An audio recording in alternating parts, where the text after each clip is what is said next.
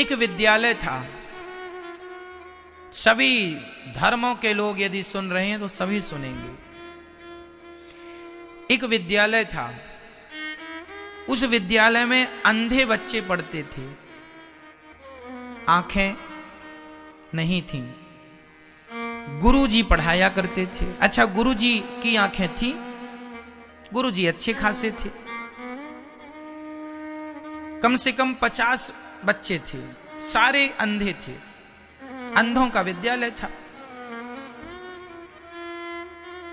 एक दिन गांव में हाथी आया तो उसके गले में बड़ा सा घंटा बंधा था, टन टन टन टन। तो अंधे विद्यार्थियों ने गुरुजी से बोला, गुरुजी ये आज घंटा क्यों बज रहा है? गुरुजी ने कहा, बेटा आज गांव में हाथी आया है। अंधों ने कहा, गुरुजी हमें भी दिखा दो। गुरुजी ने कहा, बेटा काश तुम्हारी आंखें होती तो तुम हाथी को देख सकते थे, पर तुम्हारी तो आंखें नहीं है, तुम कैसे देखोगे? बच्चों ने जिद की ना, गुरुजी हम तो हाथी को देखेंगे, हमें दिखाओ। गुरुजी बोले, बेटा कैसे देखोगे? तो शिष्यों ने कहा, गुरुजी हम आंखों से नहीं देख सकते तो क्या हुआ, हम छू करके देखेंगे, हम हाथी को स्पर्श करेंगे, टच करेंगे। हम देख नहीं सकते तो क्या हुआ, छू तो सकते हैं। गुरुजी बोले, अच्छा ठीक है। हाथी ने, गुरुजी ने हाथी पर बैठे महावत से कहा, अरे भैया महावत, जरा हाथी को हमारे विद्यालय में लाओ, हमारे विद्यार्थी हाथी को देखना चाहते हैं। महावत ने हाथी को विद्यालय में प्रवेश कराया। बड़ा सा मैदान था, वहां पर हाथी खड़ा हुआ। अब गुरुजी ने 2-2, 3-3 करके बच्चों को भेजना स्टार्ट किया, जाओ पहले तुम देख के आओ। तो एक बच्चा गया तो हाथी के पांव को पकड़ लिया। अच्छा, वो अंधे थे ना, देख तो सकते नहीं थे, छू सकते थे। एक हाथी के पांव को पकड़ लिया। अच्छा, ये हाथी खंबे की तरह है, ऐसे तो हमारे विद्यालय में खंबा है, ऐसे ही है खंबे की तरह हाथी। जी गुरुजी देख लिया। तो दूसरा जाके पूंछ पकड़ लिया। अच्छा, उसकी पकड़ में पूंछ आई। अच्छा, हाथी ऐसा है, ऊपर से पतला है, नीचे से झाड़ू जैसा है, ये तो हमारे विद्यालय में झाड़ू है, ऐसी हाथी है। तीसरे ने, तब तक हाथी बैठ गया, तब तक विद्यार्थी आए तो हाथी के पेट को पकड़ने लगे। ओहो, ये तो दीवार की तरह है, दीवार ऐसी तो हमारे विद्यालय में दीवार है। तभी हाथी को, ऐसी ठंडा मौसम था, धूप थी, हाथी लेट गया। तो कुछ विद्यार्थी गए तो हाथी की सूंड पकड़ में आई। सूंड पकड़ी। अरे ये हाथी तो ऊपर से मोटा है, नीचे से पतला है, और नीचे उंगली डाली तो 2 छेद। अच्छा, ये तो हाथी फूटा हुआ है, 2 छेद हैं इसमें, है ना? तो और विद्यार्थी आए तो उन्होंने कान पकड़ा, कान हाथी के सूपा जैसे कान, बड़े बड़े। अच्छा, ये तो हाथी सुपड़े की तरह है, ये तो हमारे यहाँ स्कूल में है, विद्यालय में सुपड़ा। तभी एक ने हाथी के दांत पकड़ लिए, दांत बड़े बड़े बड़े बड़े बड़े। ओहो, ये तो तलवार की तरह है, ऊपर पैना है, नीचे मोटा है, ये तो तलवार जैसा पर है गोल। ऐसा करके 50 विद्यार्थियों ने हाथी को टच करके देखा। किसी ने पांव पकड़ा, किसी ने पेट पकड़ा, किसी ने सूंड पकड़ी, किसी ने कान पकड़ा, किसी ने दांत पकड़े, किसी ने पूंछ पकड़ी। सारे विद्यार्थी विद्यालय के अंदर आ गए। बच्चों खुश हो? हाँ गुरुजी, हमने तो हाथी देखा, हाथी देखा, हाथी देखा। हाथी वहां से चला गया। अब गुरुजी ने पूछा, बेटा ये बताओ हाथी कैसा था? तो जिसने पांव पकड़ा था उसने कहा खंबे जैसा था। तो दूसरे ने तुरंत कहा, गुरुजी गलत बोल रहा, हाथी तो झाड़ू जैसा था। तीसरा बोला, गुरुजी ये दोनों गलत बोल रहे हैं, हाथी तो सुपड़े जैसा था। चौथा बोला, गुरुजी ये सब गलत बोल रहे हैं, हाथी तो दीवार के जैसा था। पांचवा बोला, सब गलत बोल रहे हैं, हाथी तो तलवार के जैसा था। अब ऐसे ऐसे क्या हुआ, जिन्होंने दांत दांत पकड़े थे उनका दल अलग हो गया, जिन्होंने पांव पांव पकड़े थे उनका विचार मैच कर गया। अरे तुमने भी खंबे की तरह बोला, हमने भी खंबे की तरह, आओ हम लोग सही बोल रहे हैं। ये खंबे वाले अलग हो गए, जिनने दीवार की तरह हाथी का पेट पकड़ा उनका दल अलग बन गया, कान पकड़ने वालों का दल अलग बन गया, सूंड पकड़ने वालों का दल अलग बन गया, जिनने कहा हाथी झाड़ू की तरह होता है उनका पूंछ पकड़ने वालों का दल अलग बन गया। टोटल 5-6 दल तैयार हो गए और सबने आपस में विवाद करना शुरू कर दिया। तुम गलत कह रहे हो, हमने ठीक से देखा था, हाथी तो खंबे की तरह था। दूसरा बोला गलत कह रहे हो, हाथी तो झाड़ू की तरह था। तीसरे ने कहा तलवार की तरह था। चौथे ने कहा दीवार की तरह था। पांचवे ने कहा सुपड़े की तरह था। सूंड पकड़ने वालों ने कहा ऐसा था, हाथी ऊपर से मोटा था, नीचे 2 छेद थे, हमने देखा।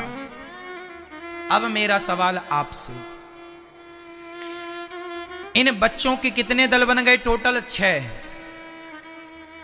एक पांव पकड़ने वाले का, एक पूंछ पकड़ने वाले का, एक पेट पकड़ने वाले का, एक दांत पकड़ने वाले का, एक सूंड पकड़ने वाले का और एक कान पकड़ने वाले का। टोटल कितने दल हो गए? 6।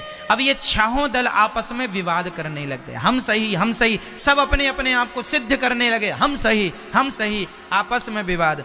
अब मुझे आपसे जवाब चाहिए, बताओ इन 6 में से कितने लोग सही बोल रहे हैं और कितने लोग झूठ बोल रहे हैं? जवाब आपका।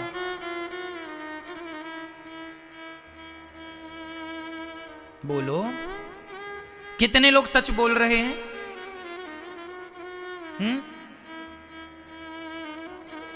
सभी लोग सच बोल रहे हैं या सभी लोग झूठ बोल रहे हैं? बोलो मैया, मैया जी, ओ मेरी मां बता दो मैया। सभी विद्यार्थी सच कह रहे हैं, परंतु सभी विद्यार्थी झूठ भी कह रहे हैं। कैसे? वो सच तो कह रहे हैं पर पूरा सच नहीं कह रहे हैं, वो झूठ भी कह रहे हैं पर पूरा झूठ भी नहीं कह रहे हैं। ना तो सत्य पूरा है ना तो झूठ पूरा है, अर्ध सत्य है और अर्ध झूठ है, आधा सत्य है और आधा झूठ है। काश गुरु जी ने कहा बेटा काश तुम्हारी आंखें होती तो ये विवाद ही ना होता। बस इसी तरह आज जिनकी ज्ञान की आंखें फूट गई हैं वही आज ऐसे विवाद लिए बैठे हैं। कोई कहता है परमात्मा ऐसा है, कोई कहता है परमात्मा ऐसा है, कोई कहता है परमात्मा ऐसा है, कोई कहता है परमात्मा ऐसा है। लेकिन आप जितना कह रहे हो वह सत्य तो है पर अर्ध सत्य है। तुम जितना कह रहे हो परमात्मा उससे कई गुना ज्यादा है। ये कह रहे हैं कि हाथी झाड़ू की तरह है, हाँ हाथी झाड़ू की तरह भी है पर उतना ही नहीं, उससे भी ज्यादा है। उसी प्रकार तुम जितना कह रहे हो ईश्वर उससे भी ज्यादा। हमारे वेदों ने यह सिद्ध किया, नेति नेति कह के कह दिया कि हमने जितना वेदों ने लिखा है, पुराणों ने जितना कहा है उससे करोड़ों गुना ज्यादा परमात्मा है। उतना नहीं है जितना हम कह रहे हैं। वो तो ईश्वर जिसने जितना अनुभव किया उसने उतना कह दिया, जिसने जितना पकड़ा था उसने उतना कह दिया। लेकिन जितना हम कह रहे हैं ईश्वर उससे भी ज्यादा है। हम उतने को ही सत्य मान रहे हैं, ये हमारी गलती है। ये झगड़ा कौन लोग कर रहे हैं ईश्वर को लेकर? वही लोग जो अंधे हैं, अंधे मीन्स ज्ञान से अंधे हैं, जिनका विवेक की आंखें नहीं है, ज्ञान के चक्षु नहीं है। वो आपस में झगड़ा कर रहे हैं कि तुम नहीं हम सही, हम नहीं हम सही।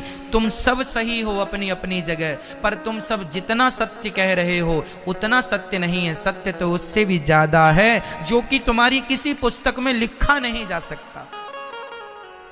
उस सत्य को तुम लिख ही नहीं सकते। बताओ, मैंने अभी कहा कि परमात्मा कितना सुंदर है, कैसे लिखोगे? कितना काहे से उपमा दोगे? लिखा ही नहीं जा, जो लिख ही नहीं जा सकता उसे लिखोगे कैसे?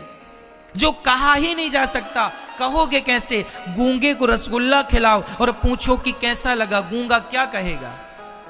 जैसे रसगुल्ला खाकर गूंगा उसके स्वाद का जिक्र नहीं कर सकता, उसकी महिमा का गुणगान नहीं कर सकता, वो चुप रह सकता है। उसी प्रकार उस परमात्मा के आगे ना तो कोई कुछ कह सकता है, क्योंकि उस परमात्मा को कहा ही नहीं जा सकता। भाई साहब समझो इस बात को, वो कहा ही, कहने से परे है, वो हमारी दृष्टि से परे है। अब आप कहोगे कि परमात्मा को क्या देखा जा सकता है? तो देखने के लिए भी अर्जुन को गीता में भगवान ने विराट रूप का दर्शन जब कराया तो अर्जुन को पहले दिव्य चक्षु प्रदान किए थे। भाई माइक्रोस्कोप के द्वारा ही ना बैक्टीरियाओं को देखा जाता है, सैटेलाइट के द्वारा ना ही संसार को देखा जाता है।